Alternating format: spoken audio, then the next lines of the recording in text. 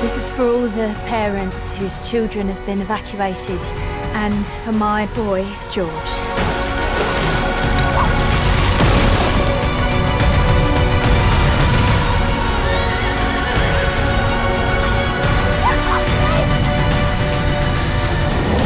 Alright, pause this.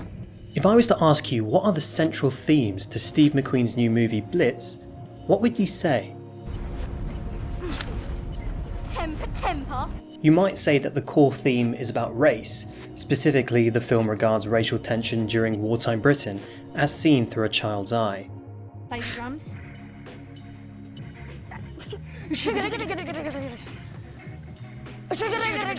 You might also say it's about motherhood. Motherhood during wartime, yes of course, but more broadly, the difficult relationship a mother and son can have, especially when that son is young and confused about the world. Another major theme might be the struggles of life in the home front, not enough room in the shelters and working class voices being ignored. All of these ideas are certainly themes, and there are probably many more, which may beg the question, how could this film best juggle all the ideas it has, and what is the most effective way of tackling this story?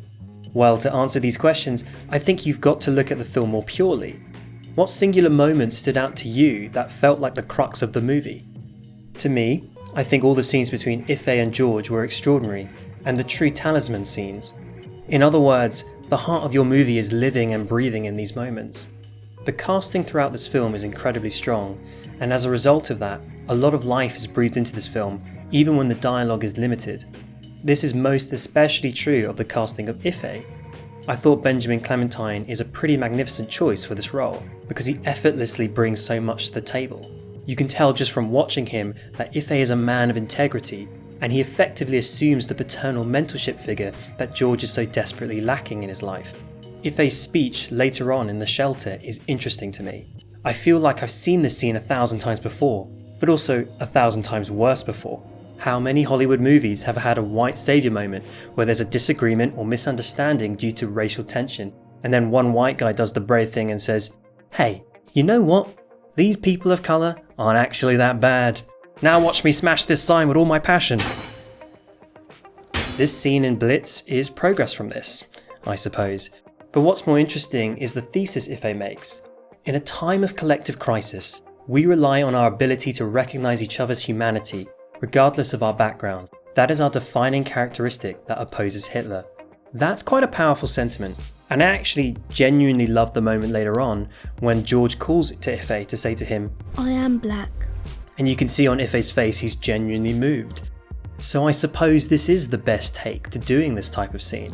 The thing is though, Ife's statement isn't just something that should be said to us, it's the key idea that should be explored more visually right from the beginning of the film. So here is my suggestion of a switch that I think would have benefited the movie. I think that the entire film should have been from George's perspective only. That might seem a little crazy, but by going through the film in a singular perspective, it allows you to go deeper with your thematic ideas. There's also something purer about seeing the world through a child's eye. The innocence and blunt naivety that stems from a curiosity. Seeing racial tension and reconciliation from this point of view is powerful. Now let's go back to our list.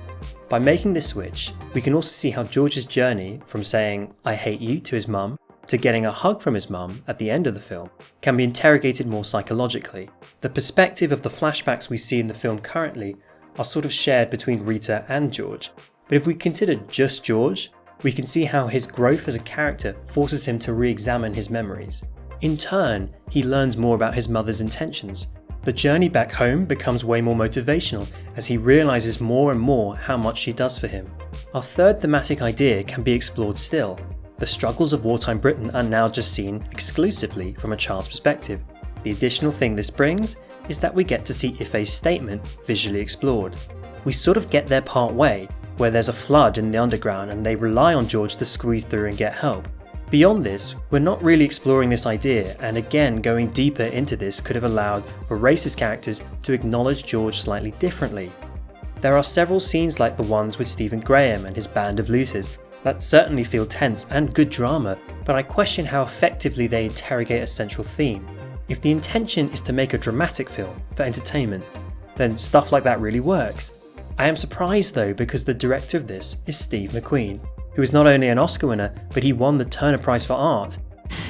Yeah, I don't have any choice. I don't think as an artist you have any choice. It doesn't matter what sort of terrain the landscape is. I think it's just all about trying to sort of convey a certain sense of who we are and where we are.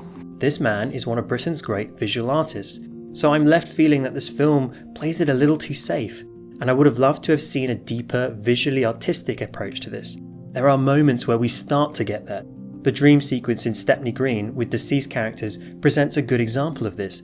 But again, if you imagine a child's perspective for this film, a child who was born into war, so doesn't necessarily understand peace or immigration, and yet has an endless capacity for imagination because he's a child, where being at home is the most ideal place on earth in spite of the war. I think there's some magic realism and intriguing visual storytelling that's been missed. I liked a lot of the interactions with the other children, and another idea they could have explored is that at birth, nobody is racist. Racism is something children are taught by people who are older. What if also George had some memories of his father as a black man, so that would affect how he sees a black man versus what he's told. It also feeds part of the puzzle of why his mum behaves the way she does. So I think this is a key narrative approach that should have been taken. Don't get me wrong, the cast is all great and there are fantastic sequences, particularly of crowds which showcase Steve McQueen's directing abilities. I think the ability to direct crowd sequences in exciting ways is the true test of a director that sets you apart from most filmmakers. Saoirse Ronan is unsurprisingly fantastic in her role. Her accent is very convincing, but what also impressed me the most was a scene where she's singing in that accent. When you break it down, you realise she's not only having to sing in an accent, but is portraying a mother trying to encourage her son at the same time. So there's a few things for her to psychologically juggle, and she manages to do it effortlessly. The other standout performer for me is Hailey Squires. I love the interaction she has with her fellow factory workers. Dickinson has a surprisingly small part, and I think this is more to the point.